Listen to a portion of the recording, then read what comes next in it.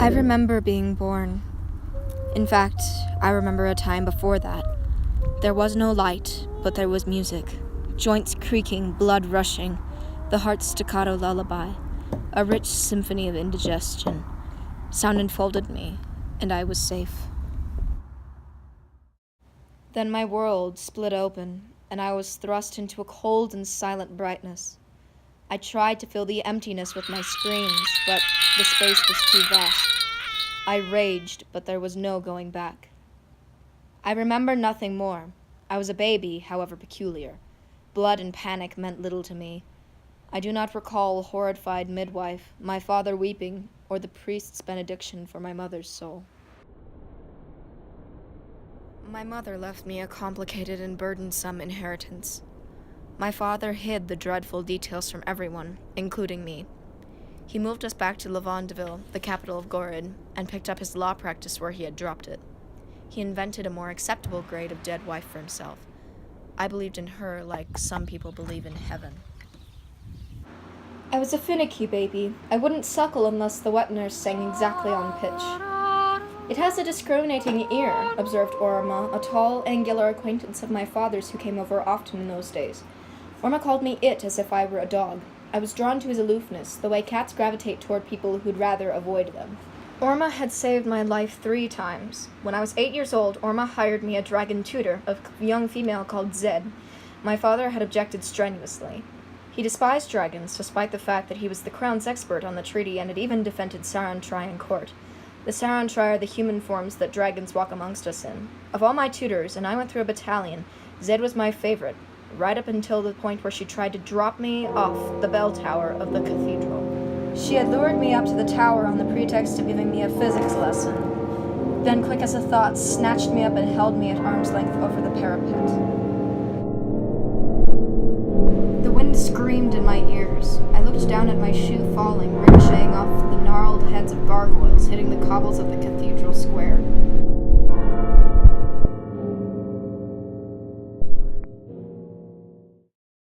Orma had appeared, seemingly out of nowhere, and pulled off the impossible, rescuing me without appearing to rescue me. I didn't understand until years later that this had been a charade put on by the censors, intended to test Orma's emotional stability and his attachment to me. The experience left me with a deep, unshakable horror of heights, but not a distrust of dragons, absurdly. The fact that a dragon had saved me played no part in that latter calculation. No one had ever bothered to tell me Orma was a dragon. When I was 11, my father and I came to a crisis. I found my mother's flute hidden in an upstairs room. Papa had forbidden my tutors to teach me music, but he had not explicitly stated that I was not to teach myself. When Papa hosted a party on Treaty Eve, the anniversary of peace between Gorid and Dragonkind, I hid the flute near the fireplace, intending to burst out in an impromptu performance for all of his guests. Papa found the flute first, guessed what I intended, and marched me up to my room. He was wild with fear and anger. He cut my explanations short with a violent motion, raising the flute as if he might strike me with it. I cringed, but the blow did not land. When I dared to look, he pulled the flute hard against his knee, breaking it with a sickening crack, like bone or like my heart. He looked as sick as I felt. You never understood this, Seraphina. I have neutralized every trace of your mother. Only 2 things of hers can still harm us. Her insufferable brother, but he won't, with my eye upon him, and her music. She had a brother? I asked, my voice dense with tears. I possessed so little of my mother, and he was taking it all away. He shook his head. I'm trying to keep us both safe. The lock clicked when he closed the door behind him. It was unnecessary. I could not have returned to the Treaty Eve party. I felt sick. I lowered my forehead to the floor and wept. I fell asleep on the floor, my fingers wrapped around the remains of the flute. When I woke, I washed my face at the basin, and the cold water shocked me lucid. Last night had been Treaty Eve, and everyone had stayed up till dawn, just like Queen Lavanda and Ardmagar Commandant 35 years previously, securing the future of both their peoples. That meant I couldn't leave my room until someone woke me up and let me out. My numb grief had had an entire night to ripen into anger, and that made me reckless, or as close as I'd ever come. I bundled up as warmly as I could, strapped my purse to my forearm, threw open the casement, and climbed out from my window.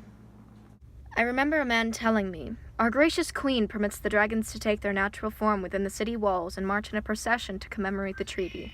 She has some notion that it will ease our fears to see them in all their sulphurous monstrosity at regular intervals. The opposite seems more likely true to me. Half of Lavandeville had flocked to the square for the pleasure of being terrified, if so. Only the old remembered when dragons were a common sight, when a shadow across the sun was enough to shoot pain down your spine. The crowd gasped in unison. A horned monster was rounding the block of shops, his arched back as high as the second-story windows, his wings demurely folded so as not to topple nearby chimney pots. His elegant neck curved downward like a submissive dog's, a posture intended to be non-threatening. At least, I found him innocuous enough, with his head spines flattened. Other people didn't seem to be catching on to his body language. All around me, horrified citizens clutched at each other, made St. Ogdo's sign, and muttered into their hands. A dragon near the center got spooked. Maybe the crowd drew too close or a snowball hit him. He raised his head and body to full height, as tall as the 3-story inn across the square. The lead dragon screamed at another who was opening his wings. To the crowd, however, the dragon's exhortations sounded like feral screams, and their hearts were stricken with terror. They stampeded toward the side streets. The thundering herd swept me away. An elbow banged my jaw. A kick to the knee toppled me. Someone trod on my calf. Someone else tripped over my head. I saw stars, and the sound of shouting faded. Then suddenly there was air again, and space, and hot breath on my neck. I opened my eyes. A dragon stood over me, his legs 4 pillars of sanctuary. He nudged me with his nose and gestured toward an alley. He took me there, then spoke my name. "Seraphina," he screamed. He stared at me, smoke leaking from his nostrils, his eyes black and alien. And yet not so alien. There was a familiarity that I could not put my finger on. I had a vision, one of the effects of having the piece of me that is my mother. This dragon, its eyes. No, not its. His. That was Orma, I couldn't even think it. He was a dragon and my mother's brother. I had not yet dared deduce what that made her, but he forced the conclusion upon me. For a week I was bedridden. The visions came so thick and fast that if I tried to stand, I collapsed under their weight. I screamed myself hoarse at the sight of them, flailing against my sweaty bedclothes and frightening my stepmother. My left forearm and midriff itched, burned, and erupted in weeping, crusty patches. I tore at them savagely, which only made them worse. By the end of the week, the angry mange on my skin had hardened and begun to flake off, revealing a band of pale rounded scales, still soft as a baby snake's, running from the inside of my wrist to the outside of my elbow. A broader band encircled my waist, like a girdle. I tried to shrink into myself. I felt disgusting to my very soul, if I even had a soul. My mother was a dragon. Nothing was certain anymore. 2 days later, a spinet was delivered to our house. My father instructed them to set it up in a storeroom at the very back of the house, far from his study. Orma had also sent a book of fantasias by a composer called Viridius. I had never seen musical notation before, but it was instantly familiar to me, as the speech of dragons had been. I sat until the light at the window began to fade, reading that music as if it were literature. I knew nothing of spinets, but I assumed one opened the lid. The inside of mine was painted with a bucolic scene, kittens frolicking upon a patio, peasants making hay in the fields behind them. One of the kittens had a peculiar glassy eye. I squinted at it in the semi-darkness and then tapped it with my finger. "Ah, there you are," crackled a deep voice. It seemed to come, incongruously, from the throat of the painted kitten. "Orma?" I asked. How was he speaking to me? Was this some sort of draconian device? "If you're ready," he said, "let us begin. There is much work to be done."